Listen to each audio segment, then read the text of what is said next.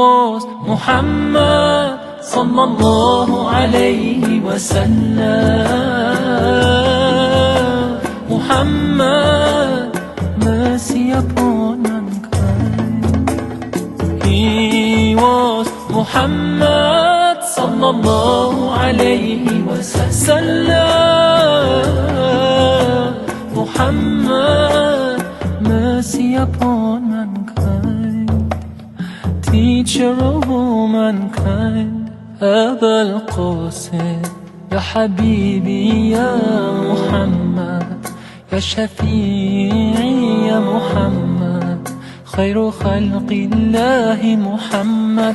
Ya Mustafa, Ya Imam al-Mursalin, Ya Mustafa, Ya Shafi'a al-Alamin, Ya Mustafa, Ya Imam al-Mursalin, Ya Mustafa, Ya Shafi'a al-Alamin, Ya Mustafa, Ya Imam al-Mursalin, Ya Mustafa, Ya Shafi'a al-Alamin.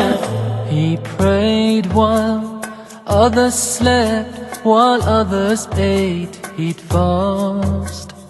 While they would laugh, he wept until he breathed his last. His only wish was for us to be among the ones who prosper. Ya Muallim, peace be upon you, truly you are our teacher. Muallim. He was Muhammad sallallahu alayhi wa sallam. Muhammad, mercy upon mankind. He was Muhammad sallallahu alayhi wa sallam. Muhammad, mercy upon mankind. Teacher of all mankind.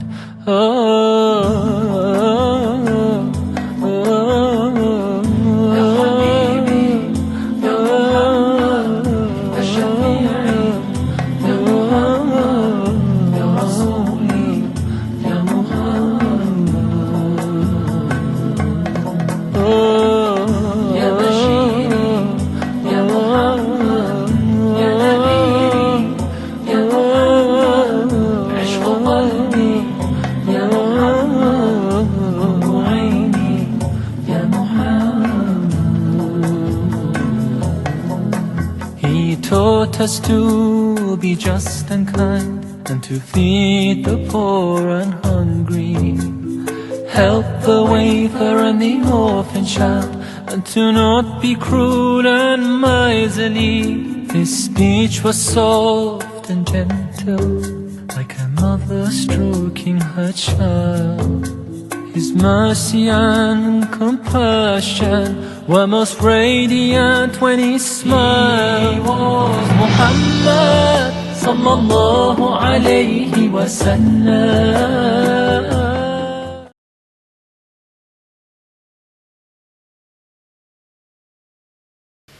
നാലാമത്തെ ലക്ഷണം എന്ന് പറയുന്നത് കൊച്ചു കൊച്ചു സമ്മാനങ്ങളാണ്. കൊച്ചു കൊച്ചു സമ്മാനങ്ങൾ കൊടുക്കുക. വലിയ വലിയ സമ്മാനങ്ങളൊന്നും വേണമെന്നില്ല. കൊച്ചു കൊച്ചു സമ്മാനങ്ങൾ കൊടുക്കുക. ഒരു 50 പൈസൻ്റെ മുട്ടായി നിങ്ങളെ കയ്യിലുണ്ടായിരുന്നു എന്ന് വിചാരിച്ചു. ഭാര്യയുണ്ട്, ഒരു കുട്ടിയുണ്ട്. അല്ലാണ്ട് ഒരു 2 കയ്യിലും സാധനം കൊണ്ടുവന്നിട്ട് മേശപ്പുറത്ത് വെച്ച് പോകുന്ന ഭർത്താക്കന്മാരുണ്ട്. നിങ്ങൾ നേരെ അടുക്കളയിലേക്ക് പോകുമോ? ഭാര്യ ഉണ്ടാക്കി വെച്ച കറി ഒന്ന് കയ്യിലൊഴിച്ചിട്ട് അതിൻ്റെ ടേസ്റ്റ് ഒന്ന് നോക്കുമോ? എന്നിട്ട് പറയൂ ഖദീജ നന്നായിട്ടുണ്ട്, അല്ലെങ്കിൽ ഖദീജാൻ്റെ പേര് ചുരുക്കി പേര് വിളിക്കുന്നതിൽ സ്നേഹമുണ്ട്. പ്രധാനമാണ്. നമ്മൾ വളരെ ആലോചിക്കണം. ഈ 13 വയസ്സിൻ്റെ 10 വയസ്സ് വരെയുള്ള കുട്ടികളെ നമ്മൾ മോനെ മോളെ എന്ന് വിളിക്കണം, യഥേഷ്ടം വിളിക്കണം. 10 വയസ്സ് 12 വയസ്സൊക്കെ കഴിയുമ്പോൾ മോനെ എന്ന് വിളിക്കാതിരിക്കാൻ സൂക്ഷിക്കണം. പേരാണ് ചൊല്ലി വിളിക്കേണ്ടത്. മിക്കവാറും 18 വയസ്സുള്ള കുട്ടീനൊക്കെ നിങ്ങൾ മോനെ എന്നൊക്കെ വിളിക്കുമ്പോൾ കുട്ടിയൊക്കെ തീരെ ഇഷ്ടാവില്ല. കാരണം ഇത്രയൊക്കെ പ്രായത്തിയിട്ടും എന്നെ മോനെ എന്നാണ് വിളിക്കും. ഞാനൊരാളാവുകയല്ലേ, ഞാൻ കണ്ണാടിയിൽ നോക്കുമ്പോൾ തന്നെ കാണുന്നില്ലേ ഞാൻ ആരാണ് എന്ന്. കൗമാരക്കാരുടെ ഒരു പ്രത്യേകത എന്ന് പറഞ്ഞാൽ ഐഡൻറ്റിറ്റി വേഴ്സസ് ഐഡൻറ്റിറ്റി ക്രൈസിസ് എന്ന്. ഐഡൻറ്റിറ്റി ഉണ്ടാകുന്ന പ്രായമാണ്. കൗമാരക്കാരത്തിലാണ് മിക്കവാറും ഉപ്പമാർ പറയും, പറഞ്ഞിട്ട് കേൾക്കുന്നില്ല മാഷേ. എന്തിട്ടാ പറഞ്ഞിട്ട് കേൾക്കാത്ത? അവൻ്റെ മനസ്സിൻ്റെ അകത്തുള്ള വളർച്ചയും ശരീരത്തിൻ്റെ വളർച്ചയും മനസ്സിലാക്കിയിട്ട് നമ്മൾ പറയുന്നില്ല. അതാണ് മനസ്സിൻ്റെ അകത്ത് ഭയങ്കരമായ സാഹസികത ചെയ്യണം എന്നുള്ളൊരാഗ്രഹം, അംഗീകാരം കിട്ടണമെന്നുള്ളൊരാഗ്രഹം, ഞാൻ വലിയ ആളാണെന്നുള്ളൊരാഗ്രഹം, എനിക്ക് ശക്തി ഉണ്ടെന്നുള്ളൊരാഗ്രഹം, എനിക്ക് എൻ്റെ ചങ്ങാതിമാരുടെ അടുത്ത് എനിക്ക് വലിയ അഭിപ്രായം എന്നുള്ള ആഗ്രഹം. അയാളോട് നിങ്ങൾ അങ്ങനെയൊന്നും പറയാൻ പറ്റില്ല. അയാൾ രാജാവാണ് എന്നാണ് മനഃശാസ്ത്രത്തിൽ പറയുക. രാജാവാണ്. അപ്പോൾ വളരെ ശ്രദ്ധിച്ച് വർത്താനം പറയണം, വളരെ സൂക്ഷിച്ച് വർത്താനം പറയണം. ഇപ്പോൾ പേര് ചൊല്ലി വിളിക്കണം. ഭാര്യയെ നിങ്ങൾ വിളിക്കുമ്പം പേര് വിളിക്കാം, അതിനെ ഒന്ന് ചെറുതാക്കിയിട്ട് വിളിക്കാം, ചുരുക്കി വിളിക്കാം. ഒരക്ഷരം കൊണ്ടെല്ലാം വിളിക്കുന്ന ആളുകളുണ്ട്. ഭാര്യയ്ക്ക് ഇഷ്ടമല്ലെങ്കിൽ ആ സ്റ്റൈല് നമ്മൾ ഒഴിവാക്കുകയും ആവാം. അത് എന്തിനാണ് അത്ര സൂക്ഷ്മമായി ശ്രദ്ധിക്കുന്നത്? അതിലൊക്കെ ഒരു മനസ്സിൻ്റെ പറ്റുണ്ട്, മനസ്സിൻ്റെ അംശമുണ്ട്, മനസ്സിൻ്റെ ചേർച്ചയുണ്ട്. നിങ്ങൾ എന്ത് കൊടുക്കുന്നു എന്നുള്ളതല്ല പ്രധാനം, എത്ര ചെറുതായാലും അത് കൊടുക്കുന്ന സ്റ്റൈലിലാണ് വ്യത്യാസം കിടക്കുന്നത്. കൗമാരക്കാരെക്കുറിച്ച് പറഞ്ഞപ്പോൾ ഞാൻ നിങ്ങൾക്ക് മനസ്സിലാകാൻ ഒരൊറ്റ വാക്കിൽ പറയാം കൗമാരക്കാരൻ്റെ ഒരു പ്രത്യേകത. അതിൽ നിങ്ങൾ ബാക്കിയൊക്കെ വായിച്ചെടുക്കണം. നമ്മൾ ഓരോ പ്രായത്തിലെയും കുട്ടികളുടെ പ്രത്യേകതകൾ മാത്രം വെച്ച് ചില ക്ലാസ്സുകൾ ചെയ്യാറുണ്ട് ഉമ്മമാർക്ക്. കൗമാരക്കാരുടെ ഒരു പ്രത്യേകത എന്താണെന്ന് പറഞ്ഞാൽ, ഞാനൊരൊറ്റൊരു ഉദാഹരണം, 18 വയസ്സുള്ള ഒരു പയ്യൻ ഉഷാറാണ്. അവൻ നഴ്സറി കുട്ടിൻ്റെ സൈക്കിളിൻ്റെ മേലെ നിന്ന് കളിക്കുക. നഴ്സറി കുട്ടിൻ്റെ സൈക്കിളിൻ്റെ മേലെ 18 വയസ്സുള്ള മീശ മുളച്ച പയ്യൻ കളിക്കുമ്പോൾ ഉപ്പ എന്താ പറയുക? ഉപ്പനെ ഊണതീക്ഷിക്കും. ഉപ്പ പറഞ്ഞു, എണീക്കട, ഇത്ര വലിയ പ്രായമായിട്ട് നീ കണ്ണാടി പോയി നോക്ക്, നീ ആരാണെന്ന്, നീ വലിയ ആളല്ലേ, നീ പണ്ടത്തെ പോലെയാണോ, കുട്ടിയാണോ, നീ അവിടെ നിന്ന് എണീക്ക്, കുട്ടിൻ്റെ സൈക്കിളും നിൽക്കല്ല, നീ വലിയ ആളായിരുന്നു. അപ്പോൾ കുട്ടിക്ക് സന്തോഷം തോന്നി. അവൻ കണ്ണാടിയുടെ മുമ്പിലൊക്കെ നോക്കി കോളറൊക്കെ ഇങ്ങനെ ആക്കി, ഞാൻ എന്തായാലും വലിയ ആളാണ്, എൻ്റെ ഉപ്പ അത് സമ്മതിച്ചിരിക്കുന്നു എന്നൊക്കെ വിചാരിച്ച് നിൽക്കുക. പിറ്റേത്തെ ദിവസം ആ വീട്ടിലൊരു ചർച്ച നടക്കുക, ഭാര്യയും ഭർത്താവും തമ്മിൽ. അപ്പുറത്തെ വീട്ടിലെ വീട്ടുകൂടലിന് എന്താ കൊടുക്കേണ്ടതെന്നുള്ളതാണ് ചർച്ച. അപ്പോൾ ഇവൻ വന്നിട്ട് അവിടെ കസേര നീക്കിയിട്ടിട്ട് പറഞ്ഞു, എനിക്കൊരു അഭിപ്രായം പറയാനുണ്ട്. അപ്പോൾ ഇവൻ കോളറൊക്കെ ഇങ്ങനെ പിടിച്ച് പൊക്കുന്നുണ്ട്. എന്നിട്ട് പറഞ്ഞു, ഈ സാധനമൊക്കെ കൊടുക്കുന്നത് വെറും വേസ്റ്റാണ്, എന്തെങ്കിലും പൈസ കൊടുത്താൽ അവർക്ക് ഉപകാരമാവും, പാവപ്പെട്ട കുടുംബമാണെന്നൊക്കെ പറഞ്ഞു. ഉപ്പ പറഞ്ഞു, എണീക്കടാ, ഞങ്ങൾ വലിയ ആൾ വർത്താനം പറയുന്നിടത്ത് നിനക്ക് എന്താ കാര്യം എന്ന് വെച്ചു. അപ്പോൾ കുട്ടി ഇന്നലെ സൈക്കിൾ മുതൽ കയറിയപ്പോൾ ഇതേ ഉപ്പ തന്നെയാണ് പറഞ്ഞതെന്ന്, നീ വലിയ ആളാണ്, സൈക്കിൾ മേലെ ഇരിക്കാൻ പാടില്ല. ഇന്ന് ഞാനൊരു അഭിപ്രായം ഇവിടെ പറയുമ്പോൾ ഞാൻ ചെറിയ ആളാണോ? ഐഡൻറ്റിറ്റി ക്രൈസിസ്, ഐഡൻറ്റിറ്റി കൺഫ്യൂഷൻ നമ്മൾ ഉണ്ടാക്കി വെക്കുന്നതാ. ഏതെങ്കിലും കുട്ടിക്ക് ഈ പ്രായത്തിൽ ഐഡൻറ്റിറ്റി കൺഫ്യൂഷൻ ഉണ്ടായോ, നിങ്ങളെ കുട്ടിയുടെ വളർച്ചയെ അത് ബാധിക്കും. കുഴപ്പമുണ്ടാവും ആ കുട്ടി. അത്തരം കുട്ടിയോട് ഉപ്പ സംസാരിക്കണം, ഉമ്മ സംസാരിക്കണം. തച്ചു ശരിയാക്കിയ ഒരു കുട്ടിനെ, ഒരു 12 വയസ്സുള്ള പയ്യനെ, കുട്ടികളെ അടിക്കാൻ പറ്റുമോ എന്നൊക്കെ പറയുന്ന കാര്യങ്ങളുണ്ട്. ഞാൻ ഉമ്മമാരുടെ ക്ലാസ്സിലൊക്കെ സാധാരണ പറയും, കുഞ്ഞുങ്ങളെ അടിക്കാൻ പറ്റൂല, നമുക്ക് പറയാൻ പറ്റില്ല. റസൂലുള്ളാഹി സ്വല്ലല്ലാഹു അലൈഹി വസല്ലം തങ്ങൾ 10 വയസ്സ് പ്രായമായ കുഞ്ഞിനെ നിസ്കരിച്ചിരിക്കാത്തതിൻ്റെ പേരിൽ തല്ലണമെന്ന് പറഞ്ഞിട്ടെങ്കിൽ പറ്റും. പക്ഷേ എന്തുകൊണ്ട് 10 വയസ്സ് വരെ കാത്തു നിന്നു? പിയാഷെ പറയും, ഒരു കുട്ടീൻ്റെ യുക്തിചിന്ത വളരുന്നത് 10 വയസ്സിലാണ്. പിന്നെ ഞാനൊരു ഉദാഹരണം പറയും. സാധാരണ ഒരു ഗ്ലാസ്സിൽ വെള്ളം എടുത്തിട്ട്, നീളമുള്ള ഗ്ലാസ്സിൽ നിറയെ വെള്ളം എടുത്തിട്ട് അവിടെ വെച്ചു. അതേ അളവിലുള്ള വെള്ളം ഒരു കിണ്ണത്തിലും ഒഴിച്ചു. എന്നിട്ട് 7 വയസ്സുള്ള കുട്ടിൻ്റെ അല്ലെങ്കിൽ 8 വയസ്സിൻ്റെ മുമ്പിൽ ഉള്ള കുട്ടിൻ്റെ മുമ്പിൽ വെച്ച് കൊടുത്താൽ ഏതിലാണ് വെള്ളം കൂടുതലെന്ന് ചോദിച്ചാൽ കുട്ടി പെട്ടെന്ന് പറയും ഗ്ലാസ്സിലാണ് വെള്ളം കൂടുതൽ. കാരണം കുട്ടി കാണുന്നതേ കുട്ടിക്ക് വിശ്വസിക്കാം. യുക്തിചിന്ത വളരൂല, അപഗ്രഥന ചിന്ത വളരൂല. 10 വയസ്സ് കഴിഞ്ഞൊരു കുട്ടി ഒരു നിമിഷം നേരം നിൽക്കും, എന്നിട്ട് പറയും ഇതിൽ വിസ്തീർണം കൂടുതലുണ്ടല്ലോ, അപ്പോൾ ഇതിനാവാം സാധ്യത. ആലോചന വരും, ചിന്ത വരും, യുക്തിബോധം വരും. അപ്പോൾ ഒരടി എന്തിനാ എനിക്ക് കൊണ്ടത് എന്ന് ചിന്തിക്കാനുള്ള പ്രായത്തണം കുട്ടിയെ തല്ലുമ്പോൾ.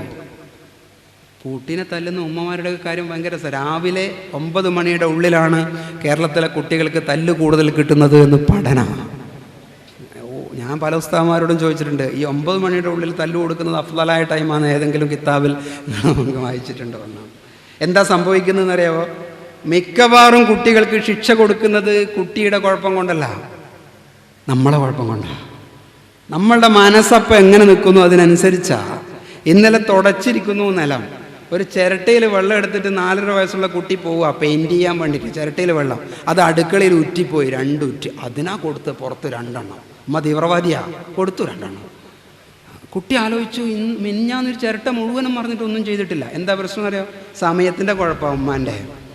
9 മണിയുടെ ഉള്ളിൽ കുട്ടികൾക്ക് തല്ല് കൂടുതൽ കിട്ടാനുള്ള കാരണം എന്ന് പറഞ്ഞാൽ ആ സമയത്ത് 2 എണ്ണത്തിന് ഒരു ഇംഗ്ലീഷ് സ്കൂളിൽ അയക്കണം, 2 എണ്ണം മലയാളം സ്കൂൾ, 1 എണ്ണം മദ്രസയിൽ വരാനുണ്ട്, 1 എണ്ണം പോകാനുണ്ട്, ഭർത്താവിനും ആകണം, ഗ്യാസ് വർക്ക് ചെയ്യുന്നില്ല, വിറക് കത്തുന്നില്ല, ഇസ്തിരിപ്പെട്ടി ഓഫായി പോകുന്നു. അതിൻ്റെ ഇടയിൽ ഒരു ചെറിയ കാര്യം ചെയ്താൽ കൊടുക്കും തല്ലേ. അപ്പം കുട്ടിക്ക് അറിയില്ല, കുട്ടീൻ്റെ യുക്തിചിന്തയിൽ എന്നെ എന്തിനാ തച്ചത്, അത് പിടുത്തം കിട്ടിയിട്ടില്ലെങ്കിലും അവൻ കുഴപ്പമുണ്ടാക്കും, അത് തിരിച്ചു കിട്ടും. ഭർത്താവിനോട് ദേഷ്യം പിടിച്ച കുഞ്ഞുങ്ങളെ തല്ലുന്ന ഉമ്മമാരുണ്ട്. ഭർത്താവിനോട് ഭയങ്കര ദേഷ്യമാണ്. ഭർത്താവിന് തല്ലാൻ പറ്റുമോ? അടിക്കാൻ മാത്രം ദേഷ്യമുണ്ട്. ഭർത്താവിൻ്റെ മുമ്പിൽ നിന്ന് ചെറുതിനെ പിടിച്ച് കൊടുത്തു 2 അമ്മക്ക് ആശ്വാസമായി. ഡിസ്പ്ലേസ്മെൻ്റ് ഓഫ് ആങ്കർ എന്നാണ് പറയാൻ ഫ്രോയിഡ് പറഞ്ഞു.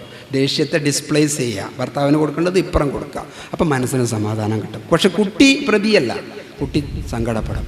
അപ്പോൾ കുട്ടിയെ തല്ലുന്നുണ്ടെങ്കിൽ 3 കാര്യങ്ങൾ നിങ്ങൾ ആലോചിക്കണം. 3 ഷർത്തുകളുണ്ട് കുഞ്ഞിനെ തല്ലാൻ. അതുകൊണ്ട് ഇന്ന് മുതൽ എല്ലാവരും 3 ഷർത്ത് പാലിച്ചുകൊണ്ട് കുട്ടികളങ്ങ് തച്ചോ എന്ന് ഞാൻ പറയില്ല. കുഞ്ഞിനെ പരമാവധി സ്നേഹിച്ചിട്ടും അടുപ്പിച്ചിട്ടൊക്കെ ചെയ്യാം. 3 ഷർത്തിൽ ഒന്നാമത്തത്, ചെയ്ത തെറ്റിന് ആനുപാതികമായിരിക്കണം കൊടുക്കുന്ന ശിക്ഷ. അതെന്തും അങ്ങനെയാണ്. സമ്മാനം എങ്ങനെയാണോ കൊടുക്കൽ അതുപോലെ തന്നെയാണ് ശിക്ഷയും. ഇവിടുത്തെ ഒരു കുട്ടി, കരീറ്റിപ്പറമ്പിലൊരു കുട്ടി സമസ്തയുടെ പൊതുപരീക്ഷയിൽ സ്റ്റേറ്റിൽ ഫസ്റ്റ് വാങ്ങിയെന്ന് വിചാരിച്ചോ? നിങ്ങൾ 5 റുപ്യൻ്റെ പെന്നാ സമ്മാനം കൊടുക്കുക? അത് മോശമായി. നിങ്ങൾ ഒരു സ്വർണ്ണ നാണയം കൊടുക്കില്ല. കാരണം ചെയ്ത നന്മക്ക് ആനുപാതികമായിരിക്കണം സമ്മാനം, ചെയ്ത തെറ്റിന് ആനുപാതികമായിരിക്കണം. ചെറിയൊരു കാര്യം ചെയ്തതിന് ഒലക്കെടുത്തിട്ട് കുട്ടിൻ്റെ പിന്നാലെ എന്തിനാ പോണത്? ഒന്ന് നോക്കിയാൽ മതി. അതിന് അനുപാതത്തിലേ ചെയ്യാൻ പറ്റുള്ളൂ. 2, ആ സമയത്ത് കൊടുക്കണം. സമയത്ത് കൊടുക്കണം. റബി ലെവൽ വരെ കാത്തു നിൽക്കാൻ പാടില്ല. ഈ സ്റ്റേറ്റിൽ അവാർഡ് കിട്ടിയെങ്കിൽ പിറ്റേന്ന് തന്നെ സംഗമം നടത്തിയിട്ട് കൊടുക്കണം. ആ സമയത്തിന് കിട്ടണം പ്രശംസ, ആ സമയത്തിന് കിട്ടണം ശിക്ഷ. എന്നാലേ ശിക്ഷണാവുള്ളൂ. അപ്പോൾ അടുക്കളയിൽ എന്തോ വീണ് പൊളിയുന്ന ഒച്ച കേട്ട് ഉമ്മ പുറത്തുനിന്ന് അലക്കുക. ഒരുപാട് അലക്കാനുണ്ട്. നോക്കുമ്പോൾ 2650 റുപ്യൻ്റെ പുതിയ മിക്സിയാണ് 4.5 വയസ്സുള്ള പയ്യൻ എറിഞ്ഞ് തകർത്ത് പൊളിച്ചിട്ടിരിക്കുന്നു.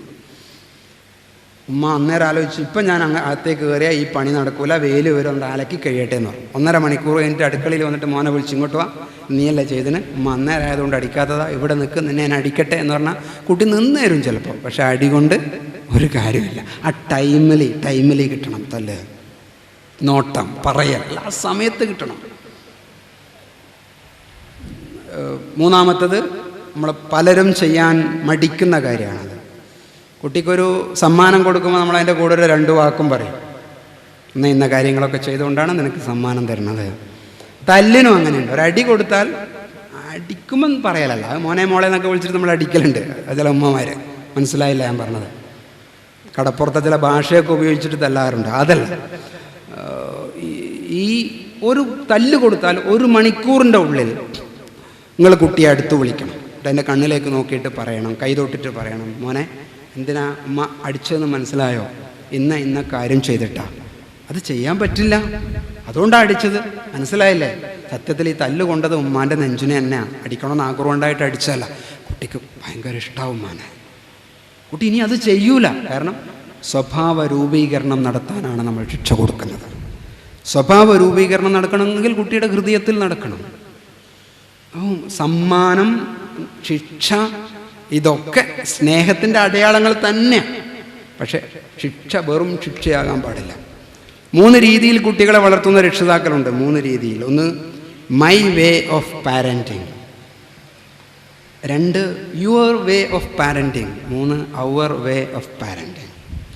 മിക്കവാറും ഇപ്പോഴത്തെ മുസ്ലിം ഉമ്മമാർ, പ്രത്യേകിച്ചും നല്ല സാമ്പത്തിക ശേഷിയൊക്കെ ഉള്ള വീട്ടിലാണെങ്കിൽ, അത് യുവർ വേ ഓഫ് പാരൻറ്റിങ് ഭയങ്കര അപകടം പിടിച്ചതാണ്. മൈ വേ ഓഫ് പാരൻറ്റിങ് അതും അപകടം പിടിച്ചതാണ്. അവർ വേ ഓഫ് പാരൻറ്റിങ് ആണ് ഏറ്റവും നല്ലത്. ഞാനത് വിശദീകരിച്ചു തരാം. മൈ വേ ഓഫ് പാരൻറ്റിങ് എന്ന് പറഞ്ഞാൽ എൻ്റെ വഴിയിൽ നീ വളരണം. അതാണ്. എന്ന് പറഞ്ഞാൽ എന്താ? ഞാൻ പറയുന്ന കുപ്പായിട്ടോളണം, ഞാൻ പറയുന്നിടത്ത് നിന്ന് ഭക്ഷണം കഴിച്ചോളണം, ഞാൻ പറയുന്ന അളവ് ഭക്ഷണം കഴിച്ചോളണം, ഞാൻ പറയുമ്പോൾ ഇരുന്ന് പഠിക്കണം, അവസാനിപ്പിക്കണം എന്നൊക്കെ പറയുന്ന ഭയങ്കര പട്ടാള ചിട്ടയിൽ നിങ്ങൾ കുട്ടികളെ വളർത്താൻ നിരച്ചു. ഹിറ്റ്ലർ എങ്ങനെയുണ്ടായി? തൊട്ടാൽ വഴക്ക, അടിയ. ഹിറ്റ്ലർ പറഞ്ഞു, ഹിറ്റ്ലറിൻ്റെ പ്രസിദ്ധമായ മെയിൻ കാംഫ് എന്ന് പറയുന്ന ആത്മകഥയിൽ ഹിറ്റ്ലർ പറയും, ഞാൻ ഇത്ര ചീത്തയാവാനുള്ള കാരണം എൻ്റെ പപ്പയാണ്. വീട്ടിലേക്ക് കയറി വന്നാൽ എന്നെ വിസിലിട്ടിട്ട് വിളിക്കും, എൻ്റെ പേര് ചൊല്ലി വിളിക്കൂല, എന്നെ പൊതിരെ തല്ലും, മൂത്രിക്കുന്നത് വരെ എന്നെ തച്ചിട്ടുണ്ട്, വർത്താനവുമില്ല, തല്ലു മാത്രമാണ്. ഇടുങ്ങിയ ജീവിതമായിരുന്നു. എപ്പോഴും എന്നോട് പറയും, നീ ഒരു സർക്കാർ ഉദ്യോഗസ്ഥനാകണം. അച്ഛനും അമ്മയും തമ്മിൽ കുഴപ്പമായിരുന്നു. കാരണം അമ്മ ജൂത സ്ത്രീയായിരുന്നു. ജൂതന്മാരെ ഹിറ്റ്ലർക്ക് ഒട്ടും ഇഷ്ടമായിരുന്നില്ല. ഇതിൻ്റെ അകത്ത് നിന്ന് വളർന്നിട്ട് ഞാൻ ഇത്ര ക്രൂരനായി. 80 ലക്ഷത്തോളം വരുന്ന മനുഷ്യ മക്കളെ ഒരു ഹോളിൻ്റെ അകത്ത് കടത്തി വിട്ടിട്ട് വിഷവാതകം വമിപ്പിച്ചിട്ട് കൊന്ന ക്രൂരനായ ഏകഛത്രാധിപതി പറയണത്, ഞാൻ ഇത്ര മോശമാവാനുള്ള കാരണം എൻ്റെ പിതാവാണ്. മൈ വേ ഓഫ് പാരൻറ്റിങ്ങിൻ്റെ കുഴപ്പമാണ്. ഞാൻ വിചാരിച്ച പോലെ നടക്കണം, ചെയ്യണം, അല്ലെങ്കിൽ അടി എന്ന് പറയുന്ന പോലീസ് ചിട്ടയിൽ ഉപ്പ പോലീസും ഉമ്മ വനിതാ പോലീസും. വൈകുന്നേരം ആകുമ്പോൾ കുട്ടിൻ്റെ കുറവൊക്കെ ലിസ്റ്റ് ചെയ്ത് കൊടുക്കും, ഉപ്പ കൊടുക്കും. മൂന്നാം ക്ലാസ് പഠിക്കുന്ന ചെറിയ മോനെ കണ്ണൂരിലെ ഒരു സദർ ഉസ്താദ് അബ്ദുള്ള ദാരിമി എൻ്റെ അടുത്ത് പറഞ്ഞു വിട്ടു. പ്രശ്നം എന്താണെന്ന് പറഞ്ഞാൽ സർവരെയും മർദ്ദിക്കും കുട്ടി. ഒരാളെയും വെറുതെ ഉള്ള എറിയും അടിക്കും ഇങ്ങനെയൊക്കെ പറയുന്ന ഒരു ക്രിമിനൽ സ്വഭാവം കാണിക്കുന്ന കുട്ടി. ഞാൻ ആ കുട്ടീൻ്റെ ഉമ്മാനെ വിളിപ്പിച്ചു. പാപ്പയും വന്നു. ഞാൻ ആ കുഞ്ഞിൻ്റെ കണ്ണിലേക്ക് നോക്കി. മുഖം കരുവാളിച്ചു നിൽക്കുന്നു. ഞാൻ കുട്ടിയോട് കാര്യങ്ങൾ ചോദിച്ചു. കുട്ടിക്ക് കരച്ചിൽ വരുന്നു. പ്രശ്നമൊന്നുമല്ല. ഉമ്മാൻ്റെ ഒരു കല്യാണം കഴിഞ്ഞു, വാപ്പ ഒഴിവാക്കി പോയി, കേസായി. രണ്ടാമത്തെ കല്യാണം കഴിഞ്ഞു, ഭർത്താവ് ഗൾഫില, ഒന്നും ചെയ്തു കൊടുക്കില്ല. ഉമ്മ അപ്പുറത്തെയൊക്കെ വീട്ടിൽ അരി അരച്ചും അലക്കിയുമൊക്കെ കിട്ടുന്ന ചെറിയ കാശ് കൊണ്ട് ജീവിതം മുമ്പോട്ട് പോകുന്നു.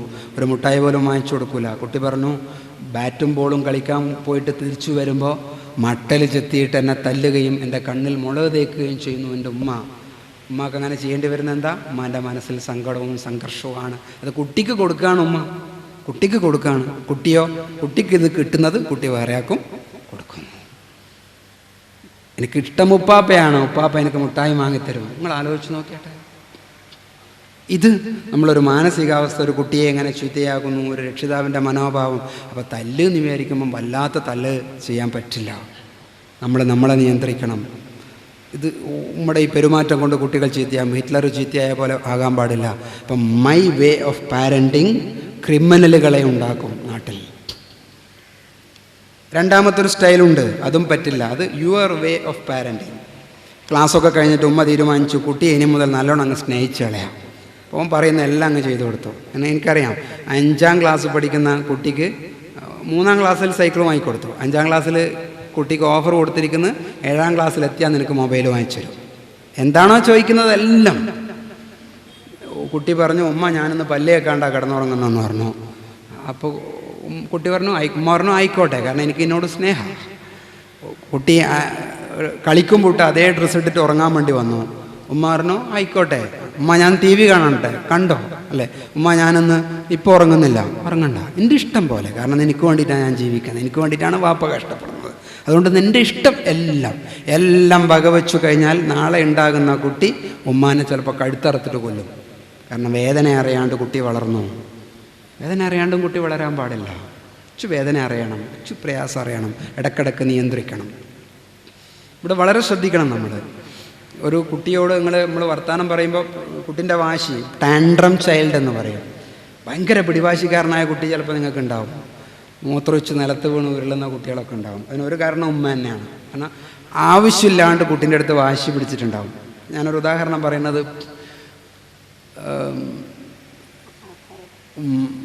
ഉപ്പ ഒരു പ്ലേറ്റ് കൊണ്ടുവന്നു. നാളെ സൽക്കാരമുണ്ട് വീട്ടിൽ. അപ്പോൾ 5-6 പുതിയ പ്ലേറ്റ്. കുട്ടി അത് കണ്ടു. കുട്ടിക്ക് ആഗ്രഹമായി അതിലൊരു ചോറ് തിന്നണം. ഉമ്മാനോട് പറഞ്ഞു, ഉമ്മ എനിക്കിതിൽ ചോറ് വേണമെന്ന് പറഞ്ഞു. ഉമ്മ പറഞ്ഞു, നാളെ ആളുകൾ വരുമ്പം വേണ്ടിയിട്ട് ഉപ്പ കൊണ്ടുവന്ന പ്ലേറ്റാണ്, അതിനാണ് അത് എടുക്കേണ്ടത്, ഇപ്പം തന്നെ എനിക്ക് എടുക്കാൻ പറ്റുമോ എന്നൊക്കെ വാത് പറഞ്ഞു. ആ വാദമൊന്നും കുട്ടീൻ്റെ ലോജിക്കിൽ പോകുന്നില്ല. കുട്ടിക്കത് കിട്ടിയേ പറ്റും. അവിടെ ഉമ്മ എന്ത് ചെയ്യണം? ആ പ്ലേറ്റ് എടുത്ത് ചോറ് കൊടുത്താൽ ഒന്നും സംഭവിക്കാനില്ല. അവിടെ ഉമ്മ വഴങ്ങണം. ഉമ്മ ഞാൻ ഈ ഡ്രസ്സ് ഇന്ന് ഇടുന്നുള്ളൂ, അതിട്ട ഒന്നും സംഭവിക്കാൻ പോകുന്നില്ല, അതിന് വഴങ്ങണം. കുട്ടിയായിട്ട് വെറുതെ മത്സരിക്കാൻ നിൽക്കരുത്. അതേസമയം കൈ കഴുകാണ്ടാണ് ഞാനൊന്ന് കഴിക്കുള്ളൂ എന്ന് പറഞ്ഞാൽ അവിടെ ഉമ്മ വഴങ്ങരുത്. ചില സമയത്ത് എൻ്റെ ഉമ്മ വഴങ്ങുന്നില്ല, ചില സമയത്ത് ഉമ്മ വഴങ്ങുന്നു എന്ന് പറഞ്ഞാൽ അതെന്നെ നന്നാക്കാനാണ്. ഇതാണ് കുട്ടി പഠിക്കേണ്ടത്. ഇതിനെയാണ് അവർ വേ പാരൻറ്റിങ്. നമുക്ക് രണ്ടാക്കും കൂടി വളരാം.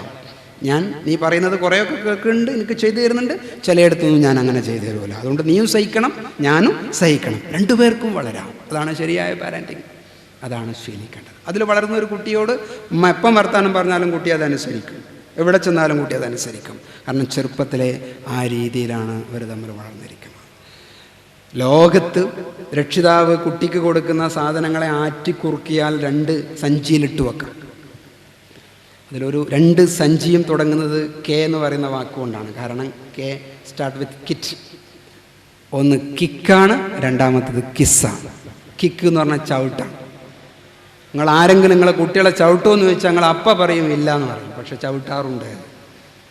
കുട്ടി ഒരു ചിത്രം വരച്ചിട്ട് നിങ്ങളുടെ അടുത്ത് കൊണ്ടു തന്നിട്ട് ഇതൊന്ന് നോക്കുമെന്ന് പറഞ്ഞാൽ ഇങ്ങോട്ട് കൊണ്ടുവച്ചാട്ടെ എനിക്കിപ്പോൾ നേരമില്ല എന്ന് പറഞ്ഞാൽ ചവിട്ട് കിട്ടിയതിനെ തുല്യ. ആ സമയത്ത് നിങ്ങൾക്ക് കിസ്സും കൊടുക്കാം കുട്ടിക്ക് നെറ്റിയിലേക്ക്. ഒരു മിഠായി കൊടുക്കുന്ന, ഒന്ന് ചിരിക്കുന്നത്, ഒന്ന് കൊട്ടുന്നത്, അത് ഒരു കിസ്സിന് തുല്യമാണ്. ഏതാണോ കുട്ടിക്ക് കൂടുതൽ കിട്ടുന്നത് ഭാവിയിൽ നിങ്ങൾക്കും അത് തന്നെ തരും. നിങ്ങളെ ചവിട്ടി പുറത്താക്കണോ, നിങ്ങളെ വൃദ്ധസദനത്തിൽ കൊണ്ടുപോകണോ, നിങ്ങൾ കൊടുത്തിട്ടുണ്ടാകും. കിസ്സാണോ കൊടുത്തത്, നിങ്ങൾ ചുക്കിച്ചുളിഞ്ഞ നമ്മുടെ തൊലിയിൽ കുട്ടി വന്ന് തരും നമുക്ക് സ്നേഹമസൃണമായ ചുംബനം. ആ സമയത്ത് നമുക്കത് ആവശ്യമായി വരും. അപ്പോൾ കുട്ടിക്ക് നമുക്കത് അങ്ങോട്ട് കൊടുത്തിരിക്കണം. 4ാമത്തെ പ്രേമത്തിൻ്റെ ലക്ഷണത്തിൽ നിന്നാണ് നമ്മൾ പാറി ഇങ്ങനെ പല വഴിയിലൂടെ നടന്ന് ഇവിടെ എത്തിയത്. 4ാമത്തത് ഞാൻ പറഞ്ഞത് എന്താണെന്ന് പറഞ്ഞാൽ കൊച്ചു കൊച്ചു സമ്മാനങ്ങൾ കൊടുക്കുക. 5ാമത്തത് ഉള്ളിലുള്ള വികാരങ്ങളെ തിരിച്ചറിയുക. ഇവിടെയാണ് പലപ്പോഴും പരാജയപ്പെടുന്നത്. ഞാൻ വീട്ടിലേക്ക് ചെന്നുമ്പം എൻ്റെ ഭാര്യ വാതിൽ തുറന്നിട്ട് മുഖം വീർപ്പിച്ച് അടുക്കളയിലേക്ക് പോകുന്നു. അപ്പോൾ എനിക്കറിയാം, ഞാൻ മനസ്സിലാക്കണം ഇയാളുടെ ഉള്ളിൽ എന്തോ ഒരു വേദനയുണ്ട്. അല്ലെങ്കിൽ തുറന്ന വാതിലിൻ്റെ ഉള്ളിൽ മാറി നിൽക്കുന്നു, മുത്തോക്കാൻ പോലും പറ്റുന്നില്ല, അത്ര മനസ്സ്. അപ്പം എൻ്റെയും ഈഗോ വർക്ക് ചെയ്യും. അങ്ങനെയാണോ? എന്നാൽ പിന്നെ അങ്ങനെ ആയിക്കോട്ടെ, 4-5 ദിവസം നമുക്ക് ഉണ്ടാണ്ടിരിക്കാം. അതിന് പകരം ഞാൻ ഈ മുഖം വീർപ്പിച്ചിരിക്കുന്ന ആളുടെ അടുത്ത് ചെന്നിട്ടൊന്ന് തൊട്ടിട്ട്, അല്ല എന്ന മുഖം കാണുമ്പോൾ എന്തൊക്കെ ബുദ്ധിമുട്ട് തോന്നുന്നുണ്ടല്ലോ, എന്ത് പറ്റി ചോദിച്ചാൽ മതി. കണ്ണുനീര് വരും പുറത്തേക്ക്, സങ്കടം അലിഞ്ഞു പോകും. എൻ്റെ വേദന കേൾക്കാനെങ്കിലും ആരുമില്ല എന്നുള്ളതാണ് ലോകത്തിലുള്ള ഭൂരിപക്ഷം ആളുകളുടെയും പ്രശ്നം. എല്ലാവർക്കും ഉണ്ട് ആ പ്രശ്നം. മഹല്ല് കമ്മിറ്റി സെക്രട്ടറി മുതൽ പ്രസിഡന്റ് മുതൽ രാഷ്ട്രത്തലവന്മാർക്ക് വരെയുള്ള പ്രശ്നം എന്താണെന്ന് പറഞ്ഞാൽ, എൻ്റെ കേൾക്കാൻ ആരുമില്ലല്ലോ ഈ ലോകത്ത്. അതാണ്. നിങ്ങളൊന്ന് കേൾക്ക് ഈ സങ്കടം. ഫീലിംഗ് റിഫ്ലക്ഷൻ എന്ന് പറയും ഞങ്ങളുടെ ഭാഷയിൽ. എന്ന് പറഞ്ഞാൽ എൻ്റെ അർത്ഥം എന്താ? സങ്കടം അറിയുക.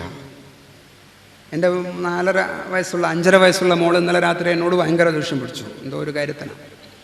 അപ്പോൾ മുഖേലിങ്ങനെ വീർപ്പിച്ച് നിൽക്കുക. അപ്പോൾ ഞാൻ അതിൻ്റെ സങ്കടം എടുക്കണം. ഞാൻ അതിൻ്റെ അടുത്ത് ചെന്നിട്ട് ഇങ്ങനെ താടിയെല്ലിനെ തൊട്ടിട്ട് പറഞ്ഞു, ഉള്ളിൻ്റെ ഉള്ളിൽ ഭയങ്കര ദേഷ്യം കാണുന്നുണ്ടല്ലോ വാപ്പ, എനിക്ക് മനസ്സിലായി കേട്ടോ എന്ന് പറഞ്ഞു.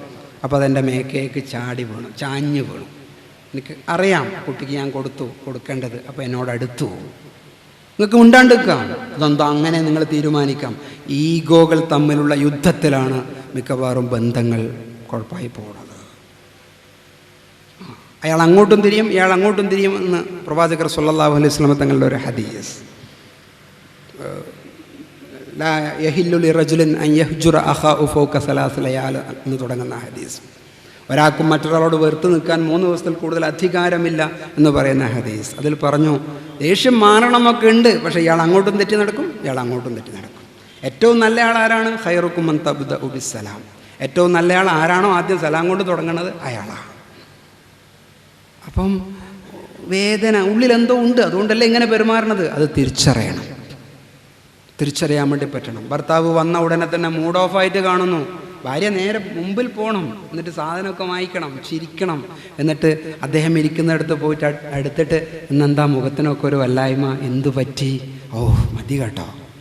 വല്ലാത്തൊരു സുഖം അനുഭവിക്കുന്നു ഭർത്താവ്. കാരണം എൻ്റെ ഉള്ളിലുള്ള പ്രയാസത്തെ എടുത്ത് ഇങ്ങോട്ട് തരുന്ന, അതറിയുന്ന ഭാര്യ.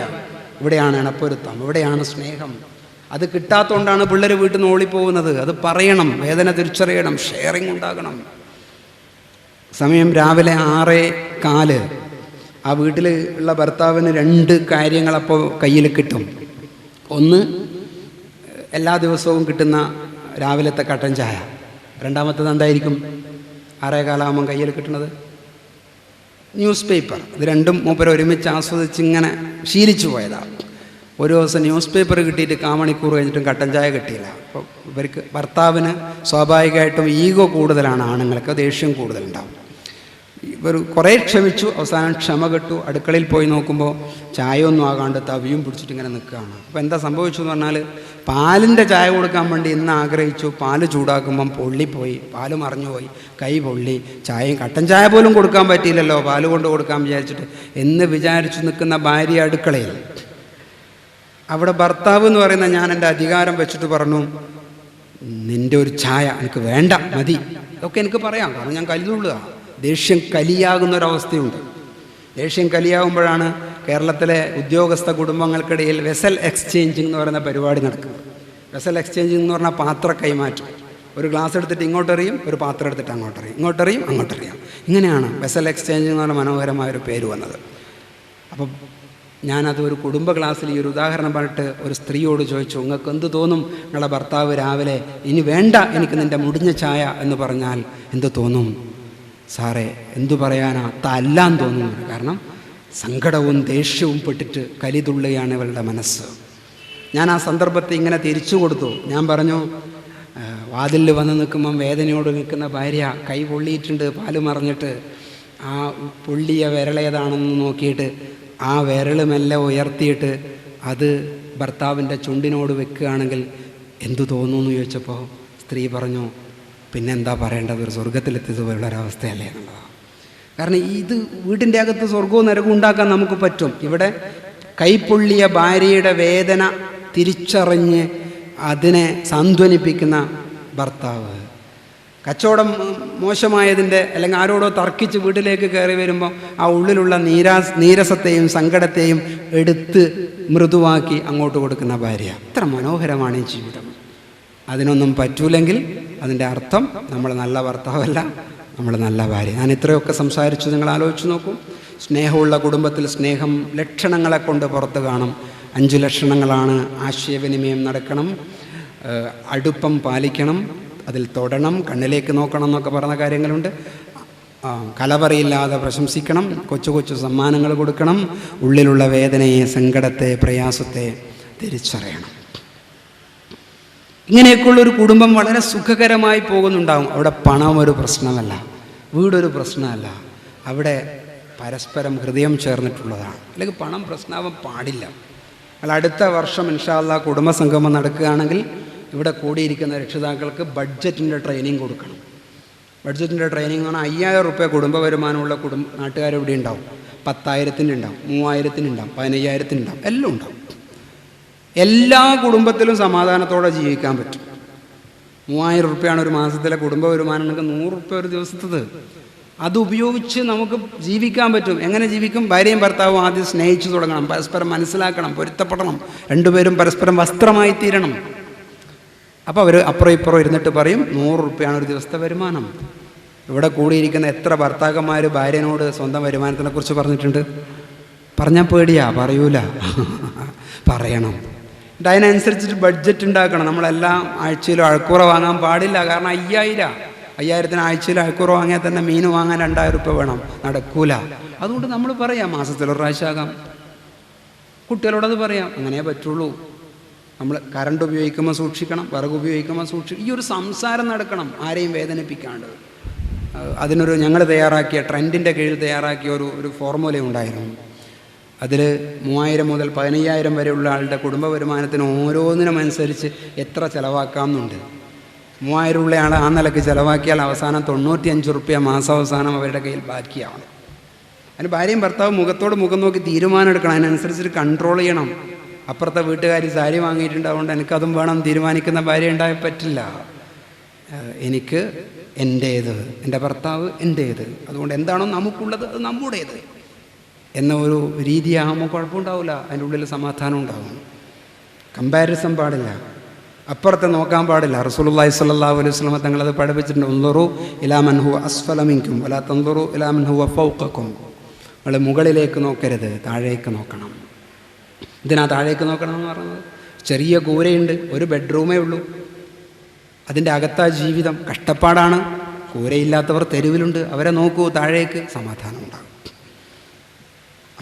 ഫാമിലിയിൽ സ്നേഹമുണ്ടെങ്കിൽ അതിൻ്റെ അർത്ഥം ഉള്ളത് കൊണ്ട് അവർ ചെലവഴിക്കാൻ പഠിക്കുന്നുണ്ട് എന്നാണ്.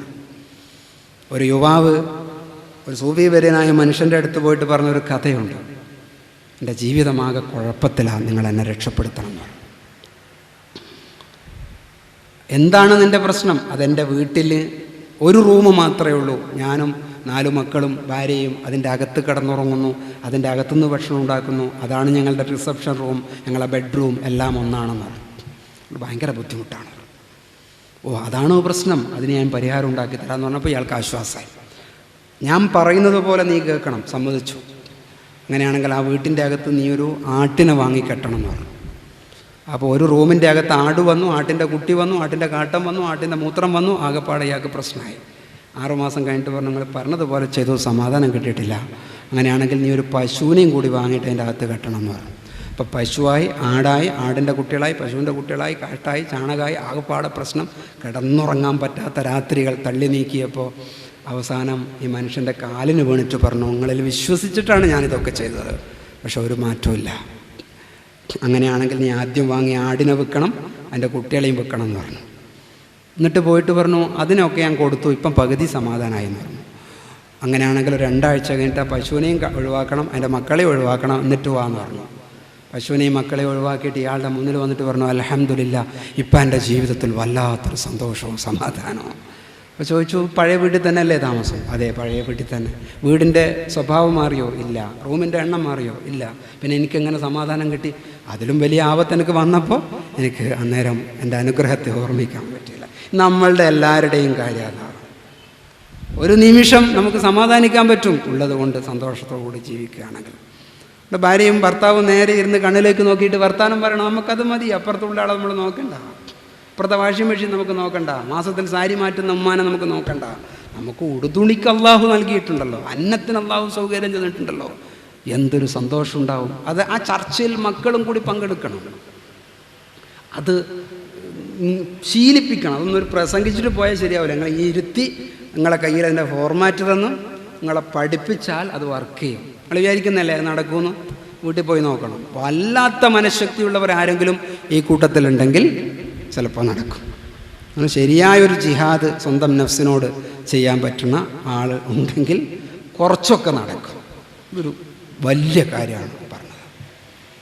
ഇനി മറ്റൊരു കാര്യവും കൂടിയുണ്ട്. കുടുംബജീവിതത്തെ ശിഥിലമാക്കുന്ന വളരെ പ്രധാനപ്പെട്ട ഒരു പ്രശ്നം, അത് ടെലിവിഷനാണ്.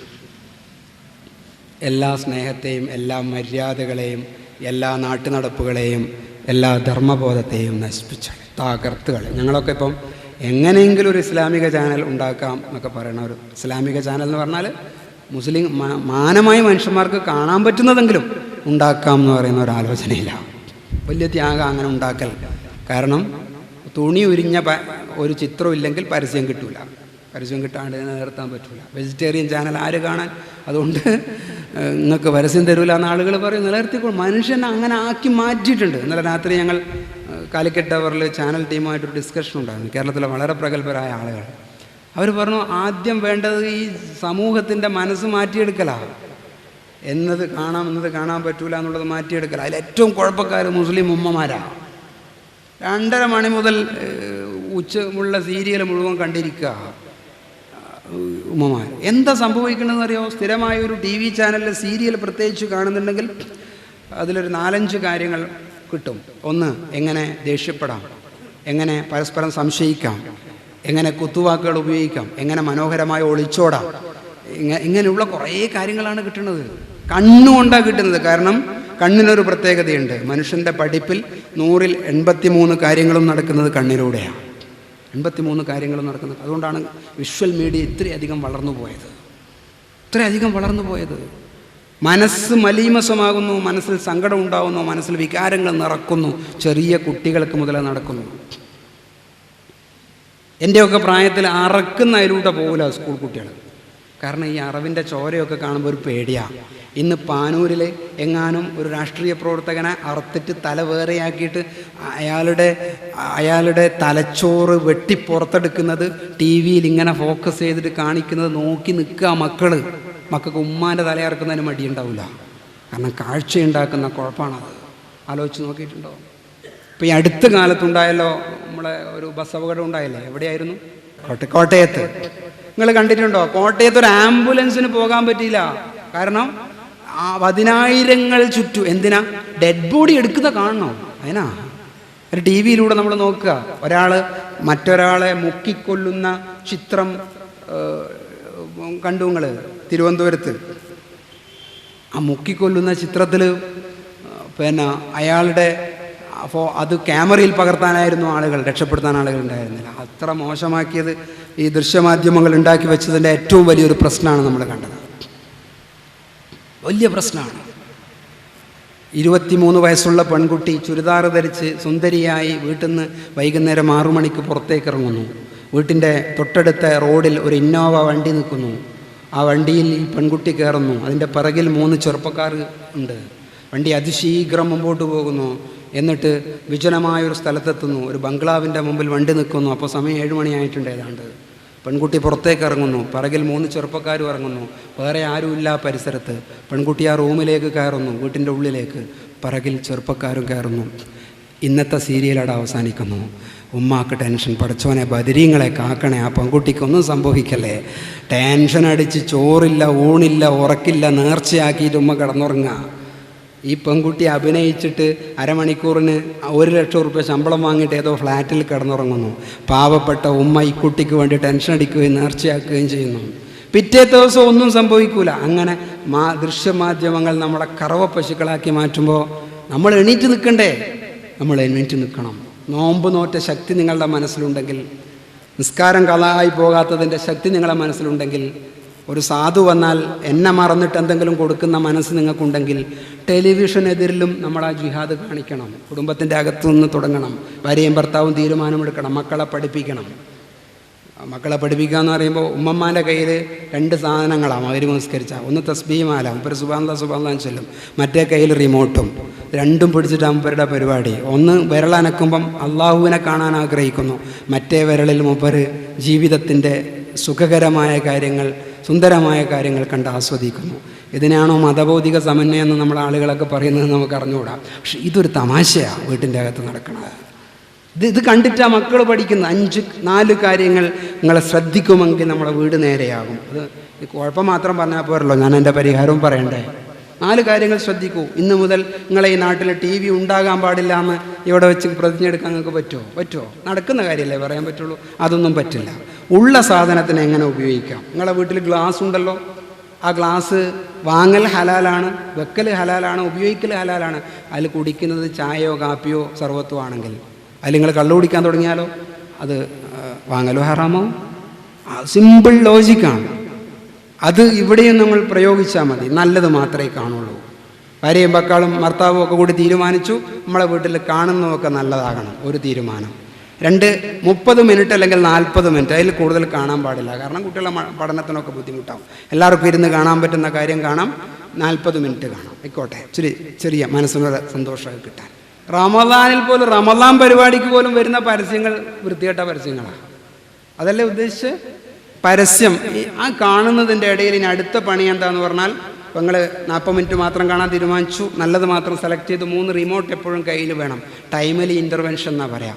എപ്പോഴും അതിൽ വേണ്ടാത്തത് കാണുന്നോ അപ്പോൾ ഓഫാക്കണം അല്ലെങ്കിൽ മാറ്റണം. അപ്പോൾ അടുത്തിരിക്കുന്ന 4 വയസ്സുള്ള കുട്ടിക്ക് തോന്നി ഇതെന്താ ഉപ്പ മാറ്റിയത്? ഓ അത് ചീത്തയായതുകൊണ്ടാണ്, ചീത്ത കാണാൻ പറ്റില്ല. പഠിപ്പാണത്, ബോധനമാണത്. അങ്ങനെ ഒരു 5-6 പ്രാവശ്യം അനുഭവം കിട്ടിയ കുട്ടി പിന്നെ ഇത് കുട്ടി തന്നെ ചീത്ത എന്ന് പറയും. ഉമ്മ ചീത്ത കാണുന്നെന്ന് പറയും കുട്ടി. ആ വിപ്ലവം നടക്കും വീട്ടിൻ്റെ അകത്ത്. 4ാമത്തെ കാര്യം, നിങ്ങൾ പരിപാടി കണ്ടതിന് ശേഷം ഉമ്മയും വാപ്പയും കുട്ടികളും വട്ടത്തിലിരുന്നിട്ട് ഇത് ഓഫാക്കിയിട്ട് ചർച്ച ചെയ്യണം 3 മിനിറ്റ് നേരം. ഇത് കണ്ടിട്ട് നമുക്ക് എന്ത് ഗുണം കിട്ടി, എന്ത് ഗുണം കിട്ടിയില്ല. മിക്കവാറും ഗുണം വളരെ കുറവായിരിക്കും. അങ്ങനെ ഫീൽ ചെയ്താലെങ്കിലും മതി. ഈ ഗുണം കുറഞ്ഞ കാര്യത്തിന് ഒരു 40 മിനിറ്റ് എൻ്റെ എന്ന വിലപ്പെട്ടതിൽ ഞാനിതാ ഉപയോഗിച്ചിരിക്കുന്നു എന്ന് പറഞ്ഞിട്ട് ഉറങ്ങാൻ കിടന്നാൽ അതൊക്കെ മനസ്സിന് ഒരു സ്വാധീനമാണ്. ഇത് ക്രിസ്ത്യൻ കമ്മ്യൂണിറ്റിയിൽ അവർ സ്ഥിരമായി പഠിപ്പിക്കുന്ന ഒരു രീതിയാണ് ഇങ്ങനെ TV കാണാം എന്നൊക്കെ പറയുന്ന കാര്യം. ഇതിങ്ങനെ വളരെ സൂക്ഷ്മമായി ഭാര്യയും ഭർത്താവും ഇടപെട്ട് നടക്കേണ്ട കാര്യമാണ് ഈ കുടുംബ ബന്ധത്തിൻ്റെ അകത്ത് നടക്കണം. നമ്മൾ വിചാരിക്കേണ്ട കാര്യങ്ങളൊക്കെ നേരെയാണ്. നമ്മളെ കുട്ടികൾ നേരെയാവും, ശരിയായിട്ട് വന്നോളൂ നിങ്ങൾ വിചാരിക്കേണ്ട. നമ്മളെ കുട്ടികൾ ഒരുപാട് പിഴച്ചു പോകുന്നുണ്ട്, നമ്മളുടെ തന്നെ പ്രശ്നങ്ങൾ കൊണ്ട്. കുട്ടികളുടെ ധർമ്മബോധം അത് പറഞ്ഞ് അവസാനിപ്പിച്ചിട്ടില്ലെങ്കിൽ ഒരു മഹലിൽ നടത്തുന്ന ഒരു പരിപാടിയോട് ഞാൻ നീതി പുലർത്തൂല. ഞാൻ പറഞ്ഞില്ലേ, 6 വയസ്സ് പ്രായമാകുമ്പം കുട്ടീൻ്റെ ഉള്ളിൽ ബോധം, വ്യക്തിത്വം ഉണ്ടാകുന്നു. ആ സമയത്ത് കുട്ടീനോട് അള്ളാഹുവിനെ ബോധ്യപ്പെടുത്താൻ വേണ്ടി പറ്റണം. അള്ളാഹിനെ കുട്ടിക്ക് മനസ്സിലാകണം. ലാ ഇലാഹ ഇല്ലല്ലാഹ് എന്ന് പറയുന്നത് മാത്രമല്ല, അതിൻ്റെ ചെറിയ രീതിയിലുള്ള ചില അനുഭവങ്ങൾ കുട്ടിക്ക് കൊടുക്കാൻ പറ്റണം. ഇസ്ലാം കാര്യങ്ങൾ മനപ്പാടുണ്ടോ, ഈമാൻ കാര്യം മനപ്പാടുണ്ടോ നോക്കുന്നതിൻ്റെ അപ്പുറം അതിൻ്റെ കുറച്ച് അനുഭവങ്ങൾ കുട്ടിക്ക് കിട്ടുന്നുണ്ടോ നോക്കണം. തളിപ്പറമ്പിലെ ഒരു ഉസ്താദ് എന്നോട് പറഞ്ഞു, എൻ്റെ 4 വയസ്സുള്ള കുട്ടിക്ക് അള്ളാഹിനെ പഠിപ്പിച്ചു കൊടുക്കാൻ ഞാൻ ചെയ്ത ഒരു പണിയുണ്ട്, ഒരു ഹിക്മത്ത്, നല്ല ഹിക്മത്താണ്. മെയിൻ സ്വിച്ച് ഓഫാക്കി, വീട്ടിൻ്റെ മെയിൻ സ്വിച്ച് ഓഫാക്കിയിട്ട് മോളോട് പറഞ്ഞു, മോളെ വെളിച്ചം പോയിരിക്കുന്നു, അത് തരുന്നയാൾ അള്ളയാണ്. അതുകൊണ്ട് അള്ളാഹിനോട് നമുക്ക് ചോദിക്കാം, നമുക്ക് സ്വലാത്തിയല്ല. 4 വയസ്സുള്ള കുട്ടി കുറേ സ്വലാത്തി അല്ലേ, കുറേ അള്ളാഹിനോട് ചോദിച്ചു, പഠിച്ചവനെ വെളിച്ചം തരണേ, ഉപ്പ മെല്ലെ മെയിൻ ഓണാക്കും. ഇങ്ങനെ ഇടയ്ക്കിടയ്ക്ക് ഇങ്ങനെ ആവർത്തിക്കും. കുട്ടിൻ്റെ ഉപബോധ മനസ്സിൽ ഒരല്ല എത്തി. അള്ളയാണ് വെളിച്ചം തരുന്നത്, അള്ളയാണ് വെളിച്ചം ഇല്ലാതെയാക്കുന്നത്. അള്ളഹാനോട് ചോദിക്കുമ്പോൾ കിട്ടുന്നു, അള്ളാഹ് വിചാരിച്ചാൽ ഇല്ലാതെയാക്കും. അതുകൊണ്ട് അള്ളാഹുവിനെ വിശ്വസിക്കണം. അള്ളാഹ് കാണുന്നുണ്ട്, കേൾക്കുന്നുണ്ട്. അത് ചെറുപ്പത്തിലേ കുട്ടിയുടെ മനസ്സിലുണ്ടാകുന്ന കാര്യം. ഉമ്മ സുഖമില്ലാണ്ട് കിടക്കുകയാണ് വീട്ടിൽ. അപ്പം ഉമ്മാൻ്റെ അസുഖം കുട്ടിയെ സംബന്ധിച്ചിടത്തോളം ഒരു പ്രശ്നമാണ്. ഉമ്മ പറഞ്ഞു, മോളെ നീ അള്ളാഹിനോട് ദുആ ഉമ്മാൻ്റെ സുഖേട് മാറാൻ. ആ കുട്ടി ദുആ ചെയ്തു. 3 ദിവസം കഴിയുമ്പോൾ സുഖാകുമ്പം കുട്ടിക്കുണ്ടാകുന്നൊരു ഫീലിംഗ് ഉണ്ട്. ഞാൻ പ്രാർത്ഥിച്ചപ്പോൾ ഉമ്മാൻ്റെ അസുഖം മാറി. പിന്നെ ഞാൻ എൻ്റെ വീട്ടിൽ എൻ്റെ മോള് പറഞ്ഞു, മൊബൈൽ കൊണ്ടുതരണം, എനിക്ക് കളിക്കുന്ന മൊബൈൽ. ഞാൻ പറഞ്ഞു, പാപ്പാക്ക് ഓർമ്മയുണ്ടാവുമെന്ന് അറിയില്ല, നീ നല്ലോണം ദുആർന്നോ താത്താൻ്റെ കൂടെ, എന്നാൽ ചിലപ്പോൾ ഓർമ്മയുണ്ടാവുന്നു. ഉച്ചക്ക് എനിക്ക് കൊണ്ടുകൊടുക്കാൻ പറ്റില്ല. എന്നോട് പറഞ്ഞു, ഞാൻ ദുആ പിന്നെ എന്താ കിട്ടായിരുന്നെന്ന് പറഞ്ഞു. കുട്ടികളൊരു രസമാണ് വീട്ടിൽ. ഞാൻ പറഞ്ഞു, ഇനിയും ദ്വാരക്കണം, നല്ലോണം ദ്വാർന്നാലേ അത് കേൾക്കുള്ളൂ. രാത്രി ഞാൻ മൊബൈൽ കൊണ്ടു കൊടുത്തു. കുട്ടീൻ്റെ മനസ്സിൽ അത് എത്തിയിട്ടുണ്ടാവണം. എന്തെന്ന്, ഞാൻ ദ്വാരുന്നു, വീണ്ടും വീണ്ടും ദ്വാരുന്നു, അപ്പോൾ എനിക്ക് കളിക്കുന്നൊരു സാധനം കിട്ടി. ഇത് ഓരോ രക്ഷിതാവിനും കുട്ടിയുടെ മുമ്പിൽ ഉപയോഗിക്കാവുന്ന ചെറിയ ചെറിയ തന്ത്രങ്ങളാണ്. ചോറ് മുഴുവനും തിന്നിട്ടില്ലെങ്കിൽ ഉപ്പാനോട് പറയുന്നു ഉമ്മാക്ക് അവിടെ അള്ളാനെ കാണിക്കാം കുട്ടിയുടെ മുമ്പിൽ. അള്ളയാണ് ഈ ചോറ് തന്നത്, അള്ളാഹ് വിചാരിച്ചത് ഇല്ലാണ്ടായി പോകില്ലേ, അതുകൊണ്ട് മുഴുവൻ കഴിക്കണ്ടേ. ഒരു ചെറിയ സംഭാഷണം അത് എവിടെയെങ്കിലും കത്തി നിൽക്കും. ഇത് നമുക്കെല്ലാവർക്കും ചെയ്യാൻ പറ്റുന്ന കാര്യമാണ്. കുഞ്ഞ് ഒതുണ്ടാക്കുമ്പോൾ, കാരണം ഒതുണ്ടാക്കുമ്പോൾ വന്ന് ശല്യം ചെയ്യാത്ത കുട്ടികളുണ്ടാവില്ല ആ വീട്ടിൽ. കാരണം വെള്ളം കുട്ടിക്കൊരു ത്രില്ല. 4 വയസ്സുള്ള കുട്ടി വന്നിട്ട് ഒതുണ്ടാക്കാൻ നോക്കുമ്പോൾ അങ്ങോട്ട് മാറി നിൽക്കുമെന്ന് പറയുന്നതിന് പകരം ആ സന്ദർഭത്തെ ഉപയോഗിക്കുന്ന ഉമ്മയുണ്ടാകണം. ഉമ്മ എന്ത് ചെയ്തു എന്നറിയോ? ഉമ്മ കുഞ്ഞിനോട് പറഞ്ഞു, മോള് ഒതുണ്ടായിക്കോ ഉമ്മ ഉണ്ടാക്കുന്ന പോലെ. ഉമ്മ തിരുത്താൻ പോകാൻ പാടില്ല. ഉമ്മാക്ക് വിവരമുണ്ട് ഫിഖ് എന്ന് പറഞ്ഞാൽ നെറ്റിയിൽ മുടി മുളച്ച മുതൽ താടിയലിൻ്റെ അടിവരെ നീളത്തിലും ഒരു ചെവിക്കുറ്റി മുതൽ മറ്റേ ചെവിക്കുറ്റി പോലെ വീതിയിലുമുള്ള സ്ഥലമാകുന്നു മുഖം. അത്രയൊന്നും ചെയ്തിട്ടില്ലെങ്കിൽ കുട്ടീനെ കുഴപ്പമുണ്ടാക്കാൻ പോകരുത്. കാരണം ആ വിവരം കൊടുക്കേണ്ട പ്രായമല്ലാതെ. കുട്ടി വെള്ളം കൊണ്ടെന്തല്ലോ കളി കളിച്ചു. കുട്ടിൻ്റെ ഉളു അതാ. ഉമ്മ നിസ്കരിക്കാൻ വിരിക്കുന്ന മുസലിലൊരു കൊച്ചു മുസല്ല വിരിച്ചു. എന്നിട്ട് ഉമ്മ ചെയ്യുന്നത് പോലെ തലകുത്തി മറിഞ്ഞു. ഉമ്മാൻ്റെ ദുആൻ്റെ കൂടെ ഉമ്മ ഒരു ദുആ ദ്വാരുന്നു, പഠിച്ചോനെ എൻ്റെ നെതക്കുട്ടിക്ക് നീ ഉഷാറ് കൊടുക്കണേ, ആരോഗ്യം കൊടുക്കണേ, കളിക്കാനൊക്കെ അവസരം ഉണ്ടാക്കണേ, വാപ്പ വരുമ്പോൾ എന്തായാലും മിഠായിയോ മിക്സ്ചറോ എന്തെങ്കിലും കൊണ്ടുവരണേ എന്ന് പറയുന്ന ഒരു ദുആ കുട്ടിക്ക് വേണ്ടി. ഇത് സ്ഥിരമാകുന്നു. കുട്ടിക്ക് പ്രാർത്ഥനയെക്കുറിച്ച് മനസ്സിലാവുന്നു, അള്ളാഹുവിനെക്കുറിച്ച് മനസ്സിലാവുന്നു.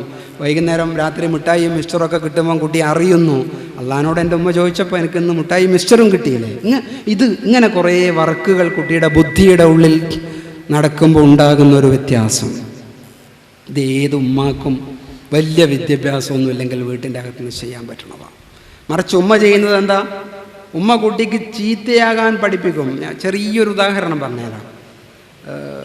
നാളെ വീട്ടിൽ സൽക്കാരമുണ്ട്. സൽക്കാരത്തിന് കൊടുക്കാൻ വേണ്ടിയിട്ട് ലഡുവും ജിലേബിയും ഒക്കെ കൊണ്ടുവച്ചു.